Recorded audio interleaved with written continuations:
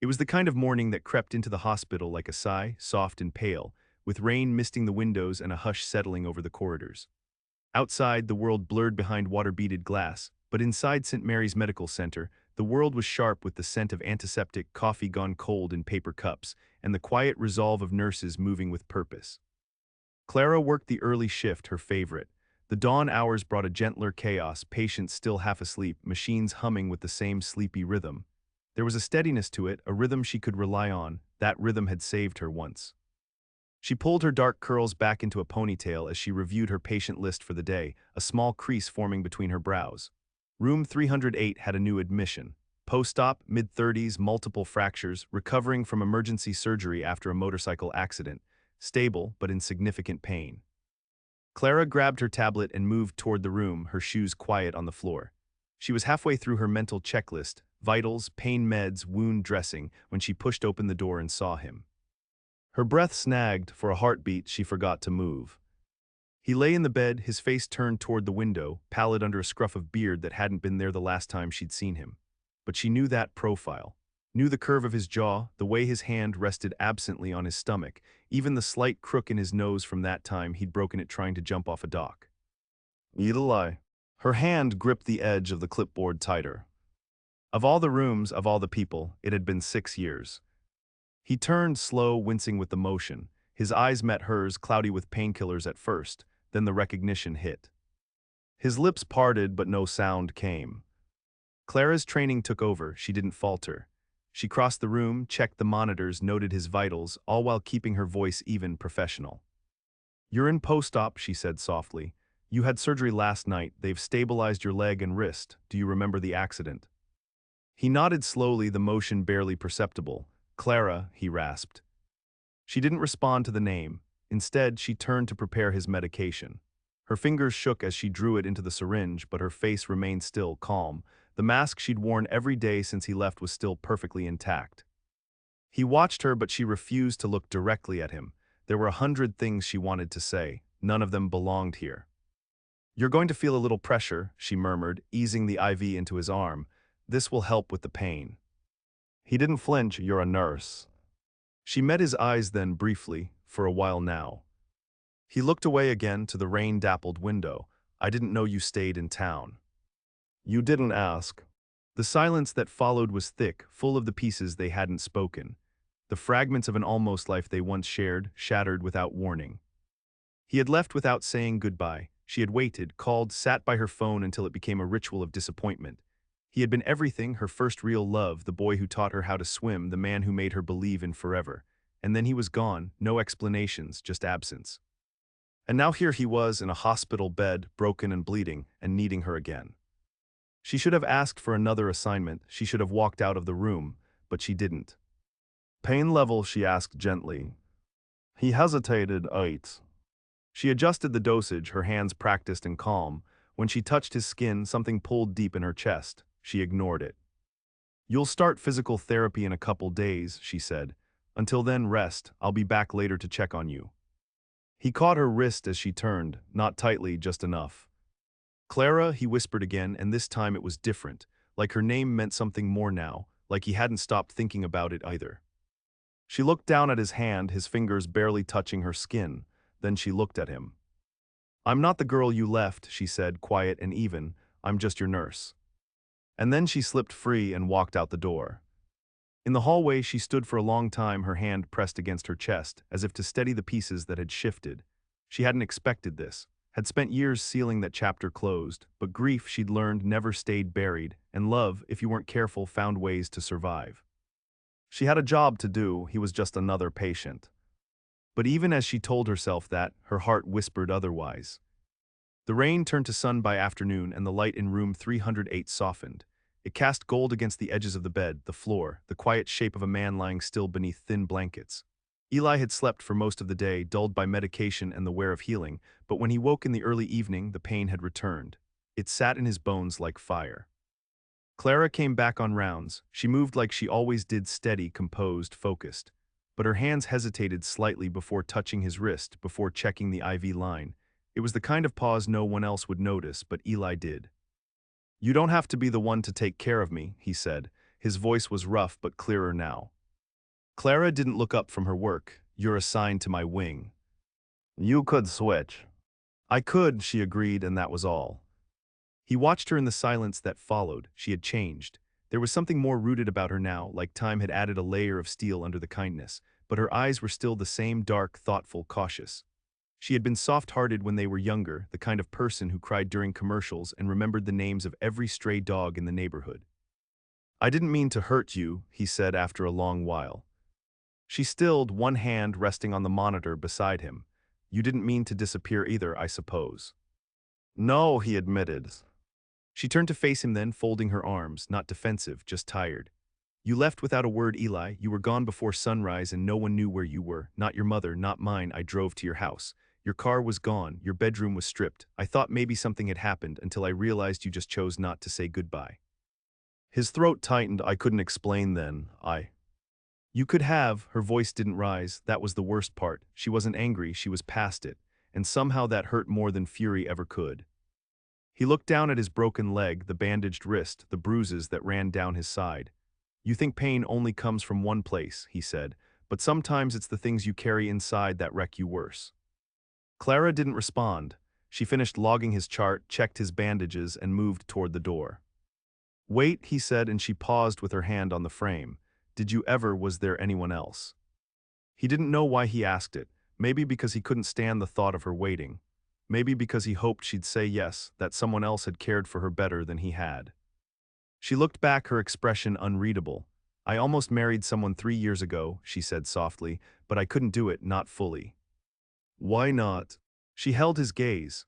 Because I still couldn't forgive the boy who taught me how to fall in love and then showed me how it felt to be abandoned. That night she didn't come back. The next few days blurred together in slow, painful stretches. Eli's body began its halting path toward healing. Every movement hurt, every hour felt longer than the last, but the worst pain wasn't in the broken bones. It was the space between him and Clara, heavy with all the words they hadn't said back then and barely knew how to say now. She treated him like any other patient, kind but distant. She asked about his comfort level, not his life. She checked his wounds, not his heart, but he saw the moments where something flickered, when their hands brushed by accident or when her eyes lingered a second too long on his face. It was still there, whatever used to live between them, just buried. On the 4th day, a new nurse came in to do the morning assessment. Eli tensed, and before he could ask, she said, Clara's covering pediatrics today. It was like someone had pulled the light out of the room. He lay there for hours, watching the clouds drift outside the window, thinking of all the ways his life had bent in the years since he left. He had gone west, chasing a music career that collapsed before it began, worked odd jobs, lived out of his car for a while. He had been foolish, reckless, but mostly he had been afraid of love, of commitment, of the way Clara made him feel like he mattered too much. And when his father died suddenly, something in him broke. He didn't know how to be the man she believed he could be, so he left before she could see him fail. It had taken him years to admit that leaving her had been his biggest failure of all. When Clara returned to his room that evening, it was almost dark. She stood at the threshold longer than usual before stepping in. He was awake, staring at the ceiling, a frown carved deep in his face. I heard you had a rough day, she said quietly, moving to the bedside. I've had worse, he said, though the lie was thin. She checked his IV, adjusted his pillow. They want to get you started on a walker next week, the legs responding to the hardware.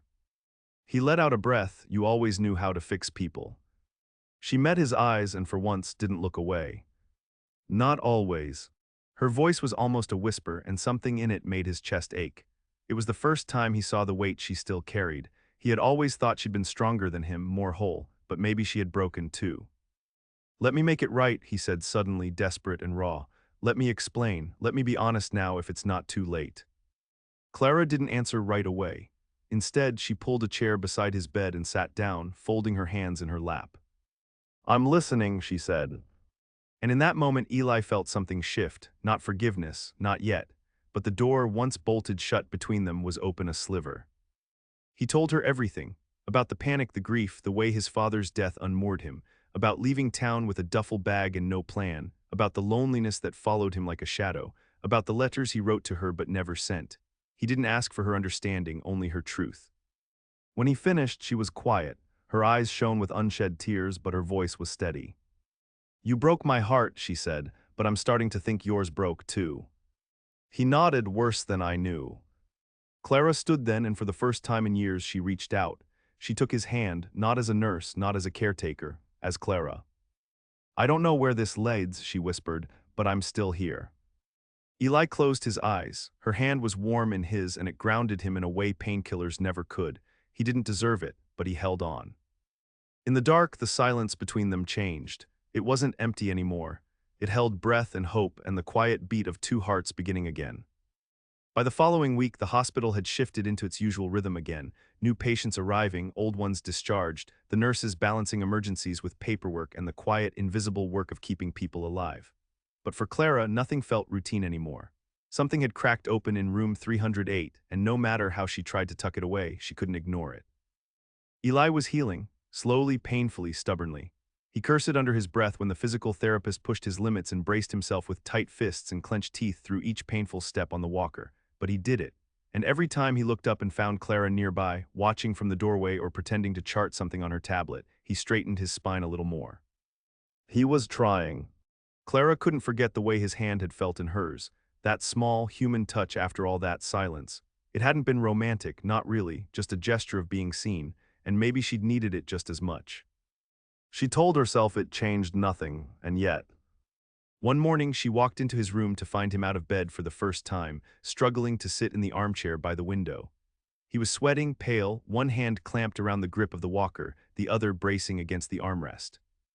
"You should have called for help," she said, stepping forward instinctively. "I wanted to do it myself," he muttered, teeth gritted. She moved beside him, quietly easing her arm around his back, helping lower him into the chair. Their faces were close for a second, close enough that she could see the lines fatigue had drawn on his face, the stubble on his jaw, the flicker of gratitude in his eyes. "I forgot how annoying you get when you're stubborn," she said softly, brushing a sweat-damp curl from his forehead. "You used to say it was charming." She smiled without meaning to. "I was young. And now." She stepped back. "Now I'm older and I have rules." He nodded slowly, settling into the chair. "Am I one of them?" "You were the reason for half of them." That made him laugh, then wince from the jolt of pain that followed. Clara reached for a glass of water on the tray and handed it to him. He took it, his fingers brushing hers. "Thanks, Nurse Clara." She rolled her eyes, but her voice was gentle. "Drink, then rest." Later that day, Clara found herself in the staff break room with a cup of tea she wasn't drinking, her eyes tracing the rain on the window. Sarah, one of the senior nurses, came in and leaned against the counter beside her. "You okay?" Sarah asked without preamble. Clara nodded too quickly. Sarah glanced at her sideways. "You've been off since that new ortho patient came in, the one in 308. Clara hesitated, then let out a breath. "I knew him, a long time ago." Sarah's brow arched. "Ah, that kind of knew him." Clara nodded once. Sarah didn't press, she just sipped her coffee, then said, "Sometimes they come back. Sometimes the story isn't over just because the chapter ended badly." Clara stared down into her tea. "I thought I closed that book."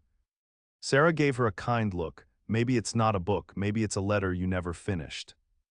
Eli's mother came to visit on the 6th day. Clara had almost forgotten what she looked like, tall, sharp-eyed, always wearing deep blues and silver jewelry that looked passed down. She entered the room with the same no-nonsense stride Clara remembered from their shared past. Clara had been about to excuse herself when the woman turned to her and said, "Clara Hayes, good Lord." Clara smiled politely. "Mrs. Walsh." "You're a nurse here." "I am." Mrs. Walsh's expression softened. "He always said if anyone knew how to put people back together, it was you." Clara blinked at that. Eli had spoken of her. His mother sat beside the bed and took his hand.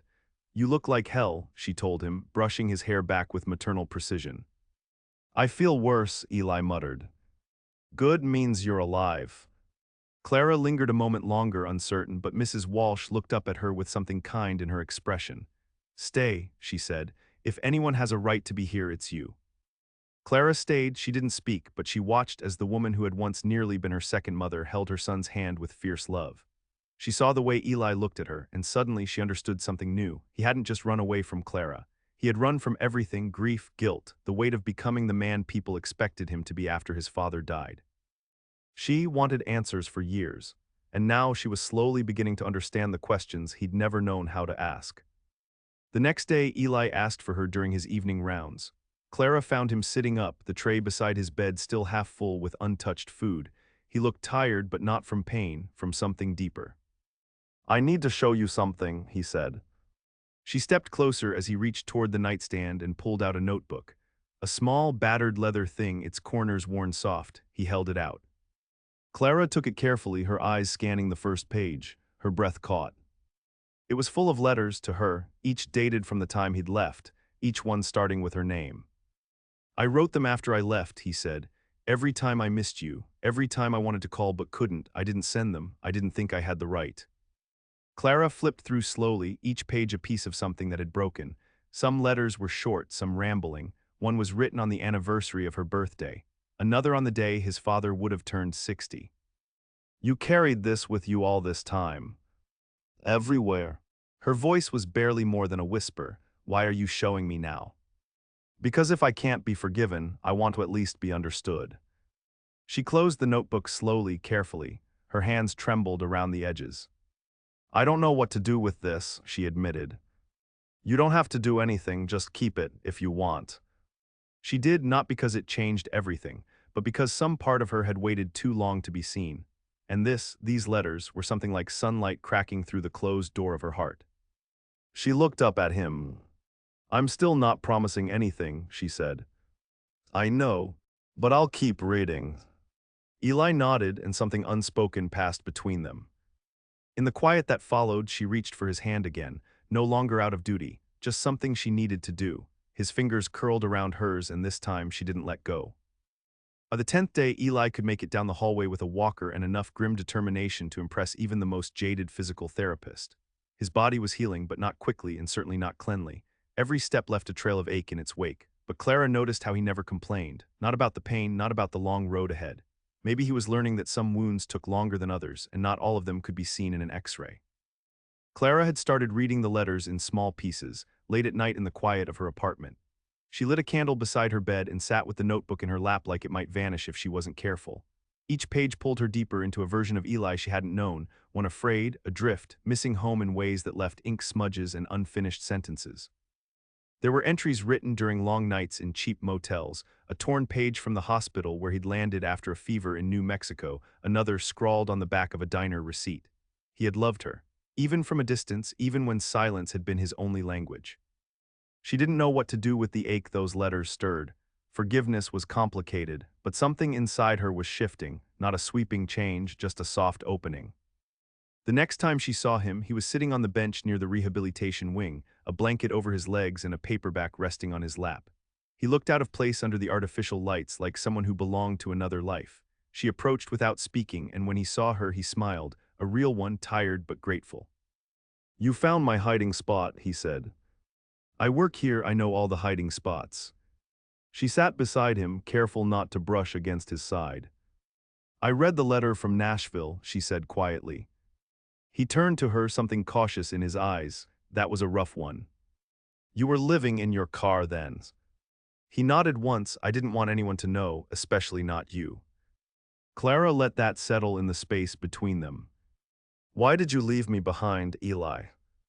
It wasn't bitter, it wasn't angry. It was just a question that had lived inside her for too long. He didn't answer right away. When he did, his voice was lower than usual. "Because you were the only thing in my life that made sense, and I felt like everything else was crumbling. I thought if I stayed, I'd ruin you too." "You didn't get to make that choice for me." "I know that now." She nodded, then after a long silence she said, "You broke my heart in a way I didn't know it could break." "I never stopped loving you," he whispered. She didn't answer, but he didn't expect her to. The air was full of what couldn't be fixed and what still might be rebuilt. A few days later, Eli had a setback. His pain spiked, sharp and sudden, and by evening he was feverish, his body tense and trembling.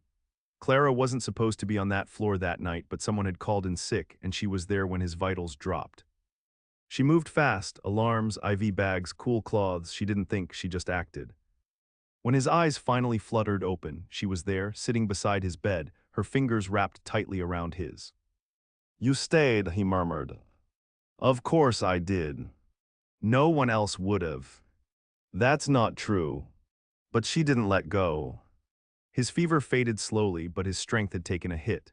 It was as if the setback had humbled him, reminded him just how fragile he still was. And yet, even from the edge of exhaustion, he asked her a question that caught her completely off guard. Do you remember the night in your driveway, the one where we danced without music? Clara blinked at him. That was years ago. I think about it a lot. I think I tried to forget. He gave a lopsided smile. That was the moment I knew I was in love with you. Clara didn't smile back. Instead, she looked at him the way she used to, soft, curious, like he was something worth wondering about again. I loved you that night too, she said, but I didn't know it yet. The hospital stay stretched into its third week, and Clara felt it coming, the discharge, the end of their strange, suspended world. Eli would leave the sterile halls and fluorescent lights, and she would go back to long shifts and silent nights. On the last morning, she walked into room 308 to find his bag packed, his walker beside the bed, and the blanket neatly folded at the foot. He was dressed, his hair combed back, a new line of tired hope across his face. He smiled when he saw her. Ready, she asked. Not really, he admitted, but yeah. She handed him the discharge papers and stood with him as he reviewed the follow-up instructions. When they finished, neither moved. I don't know where to go, he said. I've been away so long it feels like this town isn't mine anymore. You've still got people here, Clara said quietly. Do I? He asked. She hesitated, then nodded. You've got me, she said, at least for now. He reached for her hand again, and this time she let it stay there, steady and warm. I don't want to waste what time we have, he said, even if it's just coffee or conversation or walking slow beside each other because I'm still half broken. She met his gaze, something braver shining in hers. Then don't waste it, she said. Start again, start with me. He nodded, the smallest smile touching the edge of his mouth. She stepped closer, close enough that she could feel the heat of him, the shape of what had always lived between them. You left me once, she said, but now you're here, and this time I get to choose what I do with that. What do you want to do? I want to forgive, she whispered, and maybe remember how to love you again. He didn't speak, he only pulled her hand gently to his chest, where she could feel his heart beating steady and real beneath her fingertips. The hallway outside filled with the bustle of morning rounds, but inside room 308 time held still for just a little longer. And the nurse who had once been left behind stood beside the man who broke her heart, no longer strangers to pain, no longer lost in the silence of what-ifs, but learning, carefully, how to begin again. Spring rolled slowly into town, peeling back the last of winter's grip. Trees began to blush green at their tips, and the breeze smelled like thawed earth and promise. It had been a month since Eli left the hospital. A month since Clara watched him walk, carefully, haltingly down the corridor and out the glass doors, his walker clattering slightly on the linoleum, a duffel bag slung over one shoulder and something like hope sitting quietly between them. She hadn't seen him every day since then, but she had seen him enough. Once at the cafe near the corner where they used to share milkshakes after long drives. Another time he'd shown up outside the hospital after her shift, leaning on a cane now instead of the walker, holding a small bouquet of daffodils in one hand. Not roses, not lilies, just something soft, simple, early spring yellow. She had accepted them without a word. They met in quiet places, her back porch a walk through the park, a bench near the lake where teenagers still carved initials into the wood. Sometimes they didn't talk, sometimes they did. Always there was something delicate about it, as if speaking too loud might send the whole thing running. Clara learned the rhythm of Eli's new life. He had taken a small apartment on the edge of town, walking distance to the bookstore where he picked up part-time shifts. His leg still ached when it rained, and his wrist wasn't the same, but he moved with a different kind of strength now, a quieter one, built on the decision to stay. And Eli, he learned Clara all over again. The new ways she guarded her heart, the quiet joys she found in gardening, the way she still hummed when she charted notes at the nurse's station. He saw the way she sat with dying patients when no one else could, how she listened with her whole being. And he realized she'd always done that with him too. One night, weeks after the hospital, Clara invited him over for dinner. It wasn't fancy. Grilled vegetables, rosemary chicken, a bottle of wine neither of them finished. They sat on the floor afterward, backs against the couch, the lights dimmed and the windows open to the sound of frogs croaking in the distance. I thought about what I'd say to you 100 times, she said suddenly, her fingers wrapped around a mug of tea. All the ways I imagined you coming back, and none of them looked like this. Is that good or bad? He asked gently. She smiled faintly, better but harder. I can live with hard, he said, if it's honest. She looked over at him. He was still thinner than before, his frame not fully filled out again, but his eyes were steadier now. He didn't flinch when she got close. He didn't hide behind charm, he was simply here. I'm not the same girl you left, she said. I'm more careful now, less patient with ghosts. You were never a girl, he said. Not really. You were always more than I could handle, and I think I left because I knew that. She set her mug down. Do you ever think about what we missed? Every day. Does that scare you? It used to. They sat in silence, her hand resting near his. Then slowly she reached for him, not because she needed to, but because she wanted to. He took her hand like it was something sacred. Do you believe in second chances? She asked, her voice no louder than breath. I didn't, he said, but I believe in you. Summer came in soft this year. The heat arrived like an old friend, slow and familiar, and the town bloomed. Clara's garden filled with lavender and wild basil. She started leaving work a little earlier when she could, and sometimes she found Eli waiting near the hospital's side entrance, a paperback in one hand and that quiet smile she was starting to depend on. They didn't call it anything. Not yet. But he came to her with breakfast some mornings. She brought him books she thought he'd like. They shared grocery lists and walks to the farmer's market. She kept the notebook of letters on her nightstand now. She hadn't finished reading them. She didn't need to. He was here, and that was what mattered. One evening, as they sat on her back porch, the sun long dipped below the hills and the sky bruised with night, Eli turned to her. I've been trying to find the right time, he said. For what? He reached into his jacket and pulled out a folded piece of paper. It wasn't a letter, it wasn't a poem, it was a photograph creased at the edges, warm from his pocket. She took it from him. It was the driveway, the night they danced. Caught in the low beam of headlights, her hair loose and wild, her bare feet mid-step, his hand reaching toward her. It must have been taken by a friend, some forgotten moment now dug back up. I kept it all this time, he said, reminding myself of what it felt like to be brave. She looked at the photo for a long time, then met his eyes.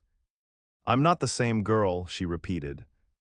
I know, he said, reaching out, brushing a thumb gently across her cheek. You're stronger, braver, you know how to walk away from things that hurt, but you didn't walk away from me. I almost did, she said. But you didn't. She leaned in then slowly, and he met her halfway. It wasn't the kiss of first love, breathless and unsure. It was something fuller, rooted. The kind of kiss that tasted of forgiveness and patience and all the things that had taken years to come back around. When she pulled away, her eyes were damp. I don't want to be the girl who held your hand just because you were hurting, she whispered. You're not, he said. You're the woman who helped me heal, and I'm in love with her. She didn't answer right away, just leaned into his shoulder, her breath steady, her heart wide open. This wasn't the ending she once dreamed of. It was quieter, slower, built not on grand declarations but on the soft, unshakable truth that sometimes love came back not as a promise but as a choice. And Clara, after everything, chose him. Not because he needed saving, but because this time he stayed.